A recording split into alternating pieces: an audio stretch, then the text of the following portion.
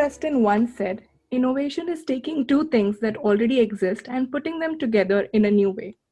Hello, everyone, and welcome to Nerdy Optometrist. This is your host, Ukti Vora. Our guest for today really defines on how making innovation could be something so interesting and fascinating at the same time. Our guest for today is the Vice President of Medical Devices at Mojo Vision and a Fellow of American Academy of Optometry. With 20 years of experience in ophthalmic medical device innovations, 19 patents, and 2 successful startups, her expertise include R&D, clinical and regulatory affairs, and product strategy. She has delivered 2 innovative contact lens products and 3 best-in-class presbyopia solutions to the market. Dr. Ashley holds an MS in Physiological Optics and an OD degree from the Ohio State University. She earned her PhD in vision science from the University of California, Berkeley. In addition to her academic achievements, she has published a variety of articles and noteworthy patents. It's a pleasure and a true honor to have Dr. Ashley Tuan part of this podcast. Thank you so much for being part of this and a warm welcome. Thank you for having me. All right, Dr. Ashley, before we go more into knowing you and your journey, I would just like to give people a glimpse of what Mojo Vision is all about, so they have a reference on what amazing technology and innovation you're working on. Mojo Vision is the invisible computing company dedicated to developing products and platforms that reimagine the intersection of ideas, information, and people. Instead of being tethered by devices that are increasingly a distraction in many aspects of our life, Mojo Vision envisions delivering information and knowledge that is immediate but without the disruption of traditional devices. Mojo Vision is inventing the future of invisible computing, which imagines a world where information is there when you need it, technology fades away, and you can freely connect with others in a more meaningful and a confident way. I'm so glad that you've been part of this such an innovative computing company, and it would be a pleasure to learn more about it. Now, talking about your optometry journey, I would want to jump into my favorite question is how did you come across this profession? Okay, so I think it started with my interest of understanding vision. Mm-hmm. My father, when I was in middle school, he was diagnosed with a pan-retinal degeneration. So it's a mix of macular degeneration and RP. So I was really interested to figure out what does that mean? What can we do out there? So I discovered optometry, and I felt this is the profession I want to be in because I can really understand vision and then understand how we can optimize a person's vision. Right. That's interesting. You decided that you wanted to join this profession at a very early stage. We had some very interesting stories in the past podcast where people actually chose this by accident, or it wasn't the first choice, but they just bumped into it. So I'm so happy to hear that this was something you always wanted to be part of. I don't have to say I didn't know about optometry until I was in college. I was in the Ohio State undergrad. And then I was doing my career search to see that what can I do getting out of college. And then I stumbled into, there's a field called optometry. And as I learned it, I felt that, okay, this is what I want to do. That's so awesome. It's not like I grew up knowing optometry and want to be one, be an optometrist. You just had more inclination in, doing something in the vision space. I think that would be the right way to put it up. That's true, yes. Got it.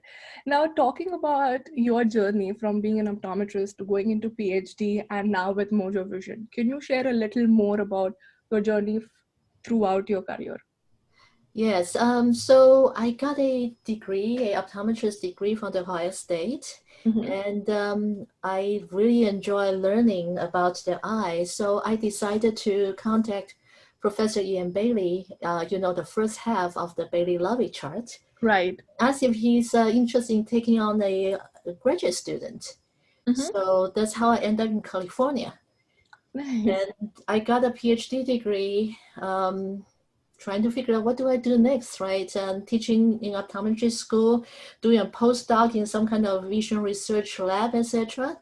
And Genentech contacted me Mm-hmm. At that time, I was figuring out where should I go, where can I go. At that time, I was engaged, so we need to find a place that can both my fiance and I we can find fulfilling career, fulfilling job. Right. So Genentech called, and they said that they are repurposing a cancer drug. Mm-hmm. It's a anti-VEGF.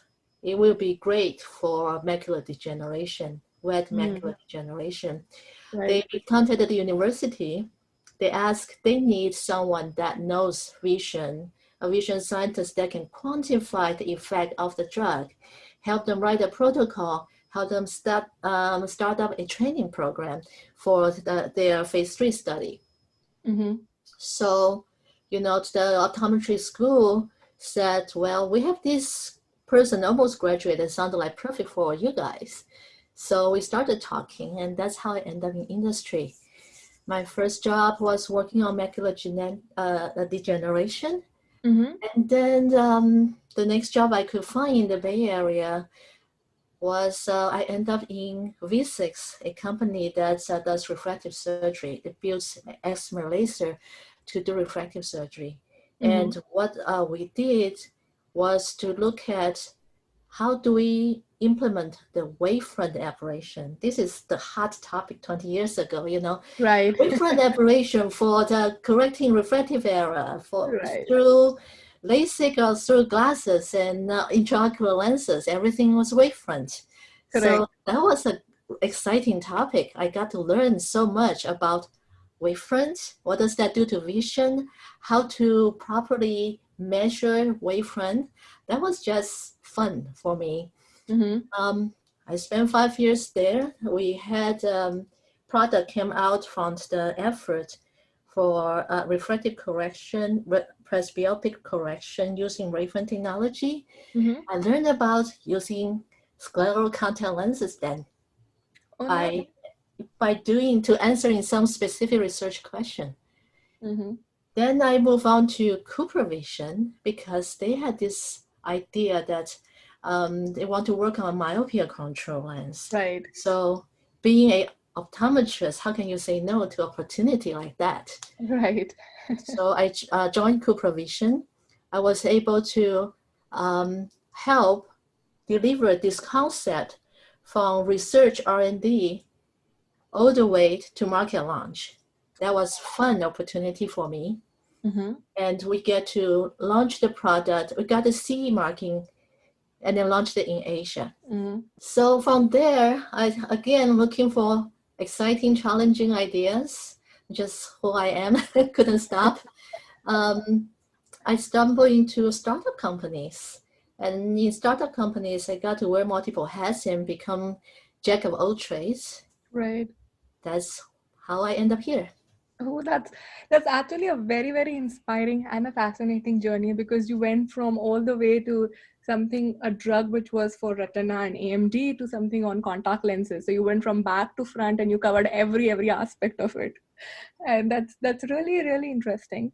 Now, while you talked about this journey before we go into your current role, I am trying to understand being doing PhD, you're more into the clinical side, but when you looked into your role at Cooper Vision, where you had to have, from start to end till the launch, how difficult or easy was it for you to learn all those aspects of the business when you actually were in that role?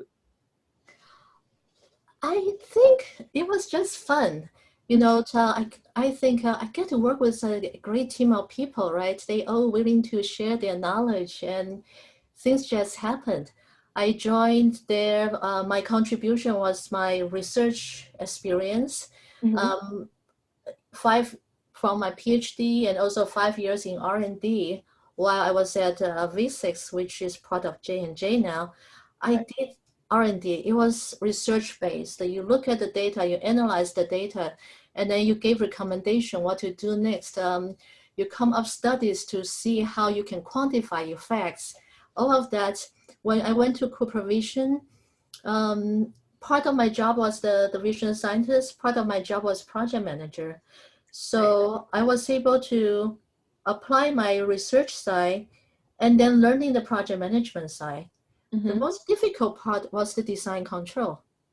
Okay, that is the FDA implemented a structured way to help R&D, because what FDA found was a lot of recalls really actually came down to lack of discipline, research discipline, development discipline.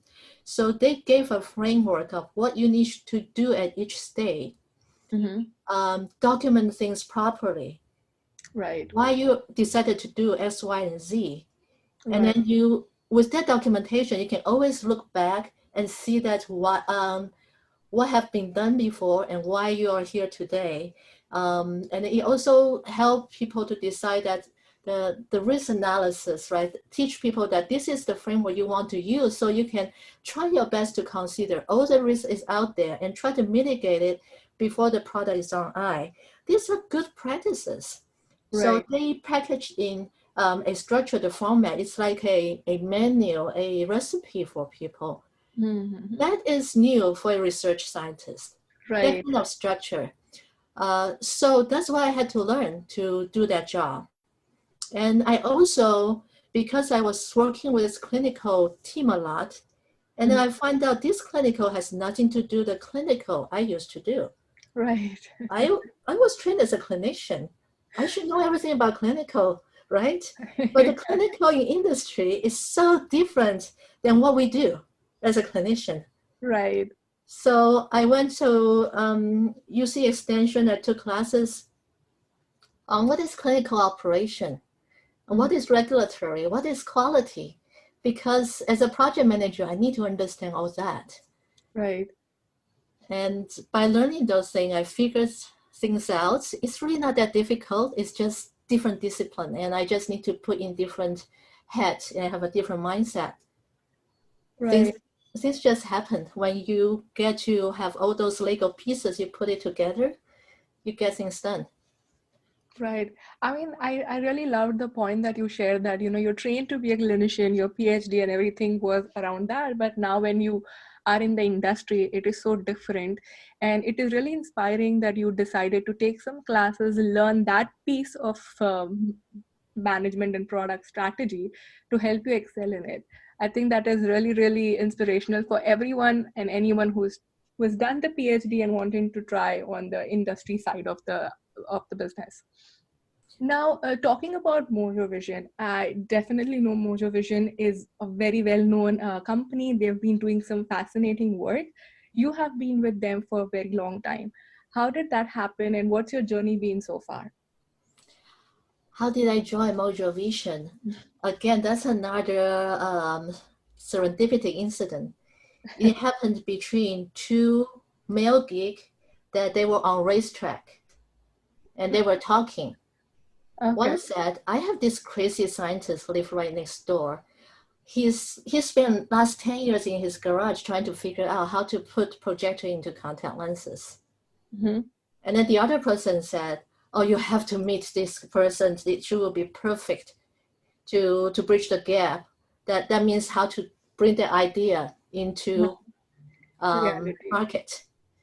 So, I get to talk to the founders, and within that day, we decided that this is a great idea, then we should do it together. Wow. And how has the journey been so far? Because you are actually building or innovating something which already exists, like the computing is already there, the technology is there, contact lenses have been there forever. Now, marrying or bringing these two things, which has so many other aspects to take care of, how was your journey been? A lot of ideas. You're right. The technologies are developed. We can develop projectors by putting LED panels and making project onto things. And we have contact lenses out there. But how do you put a projector into a contact lens? Right. You need to miniaturize everything. And that is the hardest part from the engineering perspective. We had to figure out how to build the world's smallest LED array. Not just one LED. We are talking about 2020 resolution LEDs, 14K resolution. So that itself is hard. Mm-hmm. And we need to figure out how to provide energy to the projectors. There's the brain part of the contact lens, the ASIC part of it. Again, you need to make it really, really small so you can fit into the contact lens. Right. And you need to bring the energy to all the parts, to the computer chip, to the projectors. But how do you bring the energy? And how do you make sure that that's safe? And with all the electronics, how do you know that it will be safe once it's inside the contact lens and on your eye? Mm-hmm. Those are the things that we need to address from the engineering's perspective. From the contact lens perspective, okay, so what kind of platform do we need to use? Mm-hmm. Soft lens? Well, we know soft lens is really comfortable and it's really easy to fit. Right. But the electronics, they are hard. Right. Try to encapsulate something on a soft material. And even if you can do that successfully, every time you blink, the lens moves, right? We optometrists were trained to look at that movement. We have a sense of what is the right amount of movement. If the contact lens a soft lens stuck on your eyes, that's not good. Right. But if you're going to project an image from the contact lens, do you want the projection to move? Do you want the image to move every time you blink? No. That's gonna be dizzy from my point of view. Right. So that's not something that we can do using a soft lens to deliver what we want to deliver. Mm-hmm. And therefore, I was exploring based on my past experience. I've worked on the soft lens, I've worked on hybrid lenses, I've worked on scleral lenses, even though it was in R&D condition. But so among all this platform, which one makes the most sense? Mm-hmm. And therefore, we decided that scleral lens is the way to go.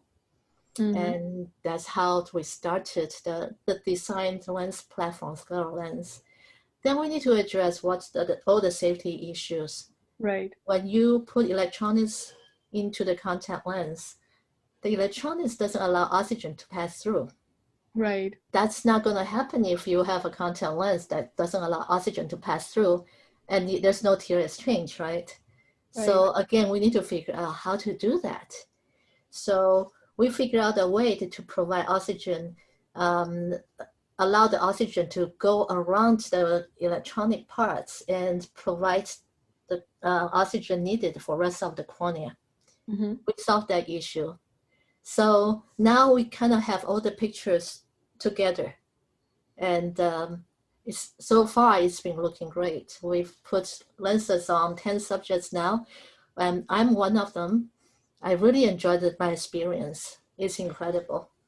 That's wonderful. I mean, it is so, I'm very sure, and there has been a lot of buzz in the industry, and people are literally waiting for the first launch or first hands on how these lenses feel and look like. So I would want to take a moment to thank you and the entire team at Mojo Vision for developing something, for thinking something like this, and for the entire team for developing something so incredible. So I want to understand, being part of this startup culture, what do you, according to you, has been the most difficult part during this journey? Or has it all been fun for you because you enjoy challenges? I think if we want to look for the most difficult part, that is, optometrists are not typically in industry, right? We're talking about medical device industry or pharmaceutical industries. They typically run by a bunch of, for medical device company will be engineers, a lot of engineers. Right. When you showed up,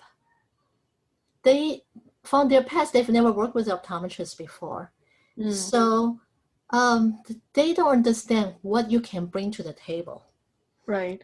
So we need to let them understand what can we contribute. Mm-hmm. So there will be, we make room together on the table for us. Right. And once that is established, then everything else will be easy. Right. Being an optometrist, what people don't understand is our training, our background. We are in many situations, we are the expert of the vision. We're expert of the physiology, the medical side, right? We provide the voice of the customers.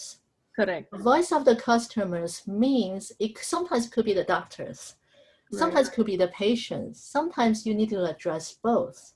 Right. And we get that. Absolutely. That's what we can bring to the table. Those engineers that they got their brilliant training too, but we have something that's different to offer. Right. Right. So that's the part that it needs to be communicated. It needs to be digested so that we can find this harmony to work together. Right. Absolutely. And great things will happen. Absolutely. I agree 100%. There's another piece which I have seen typically with these IT companies or the companies that are working in startup is they might have all the roles if you're looking at the career opportunity from sales to success to, something on engineering side, but they would not have a requirement for an optometrist or an eye care provider, either profile itself, because they don't know what we can bring on the platform. But if we can create those roles ourselves, I think there's a lot of opportunity in the industry for all the eye care providers, whether it's optometrist or ophthalmologist. Certainly, yes. I feel there's a lot of traditional roles in the industry that optometrists can bring something to the table, right? For me, being a clinician scientist, R&D was where I started. So that obviously there is room for a vision scientist. And then there is also, as I mentioned earlier, clinical operation, clinical research part. We can be part of it. Regulatory also, I think you need a comprehensive understanding of the field and the science behind it. So regulatory is also another one. There's professional service, there's marketing. There's a lot of area we can contribute, and we have our edge on that because of our background. Absolutely. I really liked how you highlighted these important roles where many a times as a PhD or as an optometrist, I feel we limit ourselves to a particular role because we are just used to of those industry terms, but we don't realize where we can bring a lot more value in say regulatory roles or even at the clinical operations. I think those are very, very good points that you shared. And I'm pretty sure few of my listeners who are either pursuing PhD or a part of it would think of exploring these areas in the industry. Now, talking about Mojo Vision, I do know there are certain use cases where you felt these lenses would really help the people. You briefly mentioned about low vision. Can you talk a little more on where do these lenses see a lot of value? Okay, so there's the part of what the lenses can do for the patient. We started to go into low vision because I felt this is based on my background, a low vision researcher. I've noticed that there is no good solution for low vision's mobility. Right. A lot of time that's the device that meant to solve those issues tend to be too cumbersome or too odd looking that the low vision patient don't want to use it because they want to look normal. They want to be treated normal. There's a colleague in the industry use a term, they want a zero social cost solution. So I felt this product can solve that problem. We can provide enhanced vision onto their retina, the good part of their retina, so they can see this enhanced image in the perspective of enhanced contrast, or with edge detection, maybe night vision because our imaging sensor can see under the infrared light. And also for people that need magnification, we can magnify them. Or if they have RP or glaucoma because their visual field restriction, we can shrink the image for them so they can spot check their environment. Right. There's a lot of stuff we can do relatively easy with this smart contact lens we're trying to develop. So therefore, we identify this market to be the first to go to. Then after that, what else can we do? Right. This is a contact lens platform. that we have solved how to put electronics in there, how to put power in there, how to bring data in and out. Mm-hmm. We can easily address situations such as you want to change the power of the lens, right? A accommodative lens, if that's a possibility. Mm-hmm. We have eye tracking. We Right. believe that's the best eye tracking solution out there because the eye movement sensor is actually on the lens. Right. All the technologies out there today, the camera is outside of your eye, looking at your eye and then trying to analyze your eye movement, trying to see, oh, where does the pupil move? Correct. Our solution is actually on eye, so it's direct information. It's a lot more sensitive and accurate. Mm-hmm. The eye movement information can give us a lot of information about our mental state, Right. right? Or our intent. There's so much we can do with eye movement information. Absolutely. Yeah, and on. We can, in the future, what else can we do? You just think about it, drug delivery or some other exciting things. There's a lot of medical indications that we can address going forward.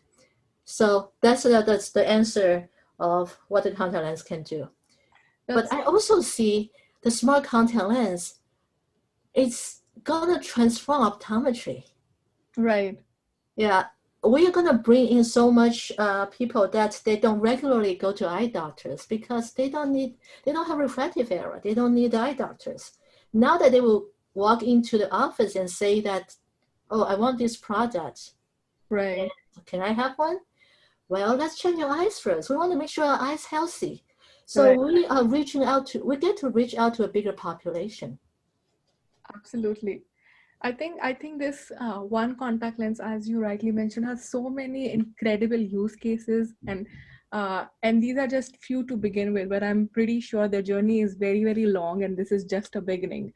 So I am really looking forward to it, and I enjoyed the use cases specifically for low vision patients, as they are the most underserved or like the most neglected population of all the eye care problems that we are working on. And I think this solution will definitely be a huge, huge revolution in their life. Now, being a clinician or a researcher going into this industry or in a startup work culture, what do you feel are the most important characteristics or skills that are required to be part of this kind of role? So working in the ophthalmic industry or a startup environment, that's very different than working in a clinic. When a optometrist transition into a ophthalmic industry, I think that person would like to enjoy something that's different, something that's new, and with a little bit of trailblazer's personality. So you get to learn all the new things. And a lot of time there's no answer. In optometry school, we get to kind of spoon-fed a lot of clinical knowledge. When you transition into industry, you get to learn everything new, and there's no textbook for you to learn from. So be more proactive, someone that enjoys to be proactively learning new things and explore different career paths. Be okay with ambiguity because things changes all the time. Right. I like larger corporation and also startup in a different way. As I described, I started in a larger corporation, in a few large corporations. Right. The advantage of those companies are they have the bandwidth and resources to train a newcomer. So in that environment, it's a more structured environment. You get to learn new things from a structured environment that is less time sensitive. So and then you get more so-called peers that may not be optometrists, but you are working with a lot of people and they have time to answer your questions. Right. that is really nice environment. Mm-hmm. In a startup company, you get kind of dumped into the pool, you swing or sing, but it could be really exciting. Right. And then in a startup company, you tend to wear multiple hats because there's less resources, but you get to be jack of all trade. You get to not to be siloed in a particular function, so it has its own fun. Right. Yeah. So I guess to answer your question, it really is depending on what you're looking for. If people enjoy this kind of every day, there could be a new exciting date that there's questions that you don't have answer, you have to find out on your own. That will be an ideal environment. Right.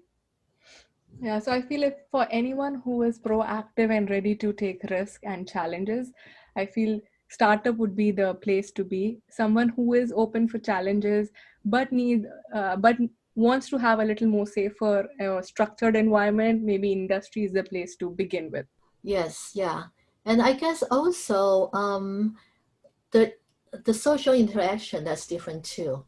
Mm-hmm. From practicing optometry, I remembered the favorite part I love is every day you go home happy because your patients walked away happy.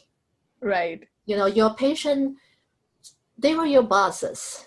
So you know that you've delivered and then you made your bosses happy. Right. In industry, I joke to my friends that the bosses are never happy. That is so true. That is so true. Yeah, so if that aspect is important, the clinical, the patient interaction side is important to you, you wouldn't get in industry. Right. For me, I see that as a big picture. In industry, we're trying to figure out solutions that we can benefit a lot of patients at once. Right.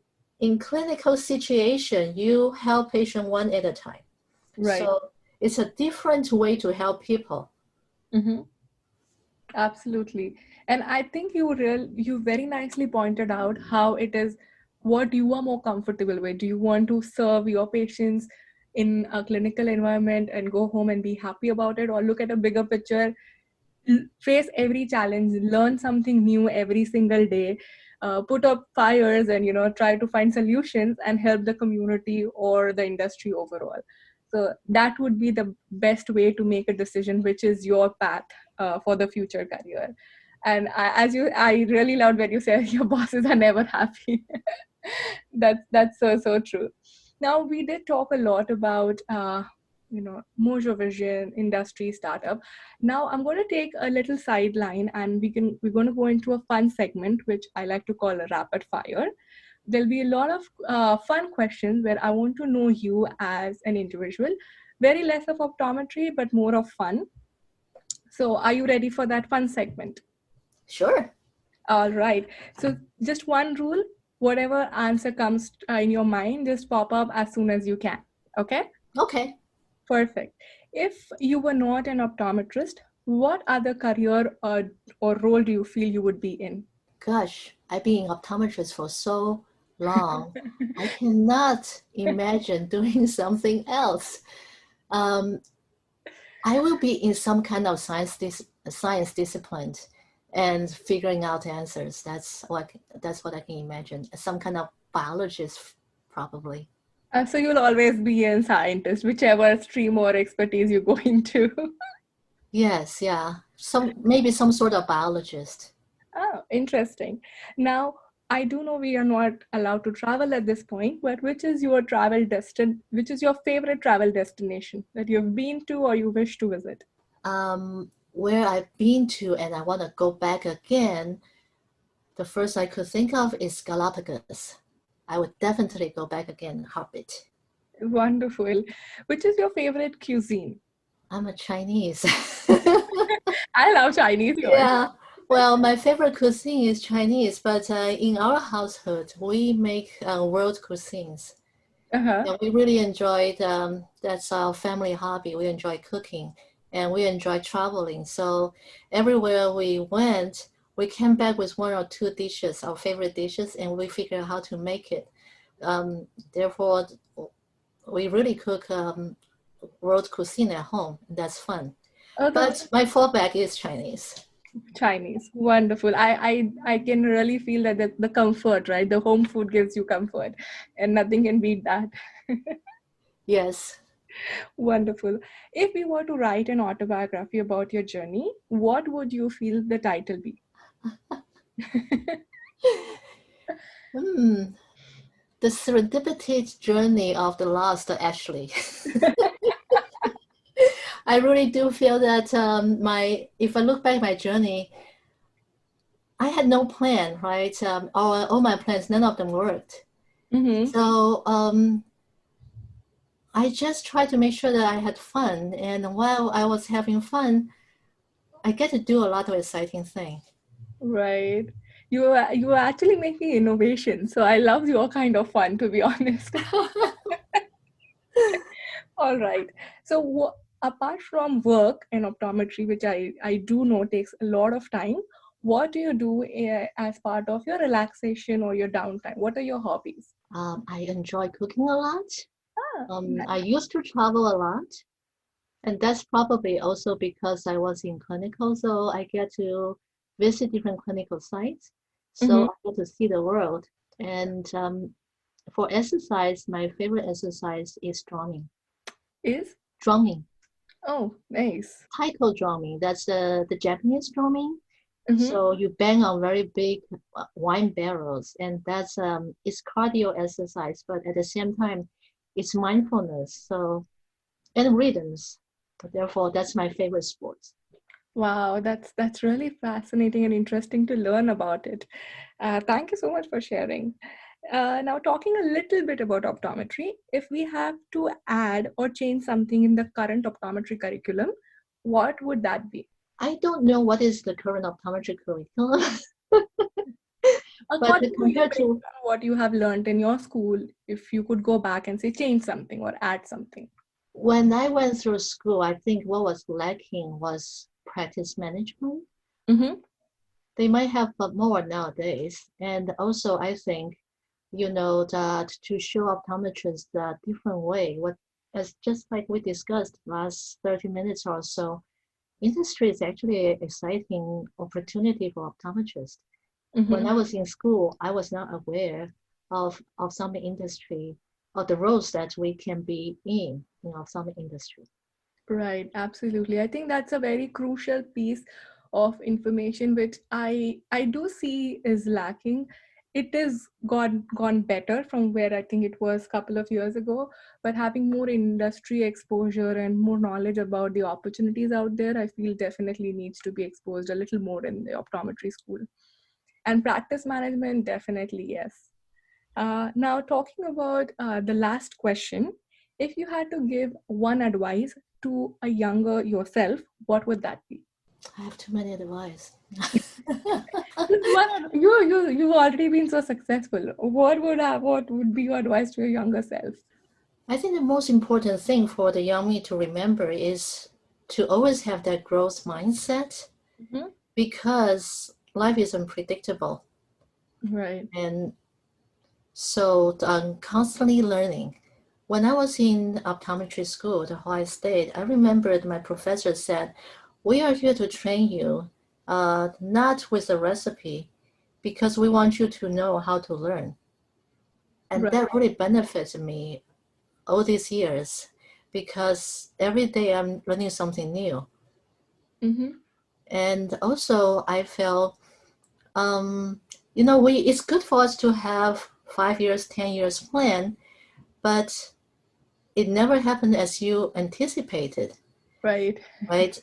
I remember Sheryl Sandberg's quote that really resonated with me is, "Careers are not ladders, they are jungle gyms." Right. And that is so true for me. So, just go out there, climb the monkey bars and have fun. I love this advice to your younger self. Not just for you, I think even for me and all the listeners, just go out and explore. It's good to have a plan, but don't just stick to it. Let the magic happen on its own. Exactly. Awesome. With that, we do end our rapid fire. Thank you so much for such exciting responses and fun answers. I hope you had fun. Yes, certainly. The pleasure is all mine. Thank you. Before I let you go, one takeaway message or advice that you would like to give all my listeners. Don't ever limit yourself. Mm-hmm. I love that. So thank you so much once again for your time and all the insights that you shared.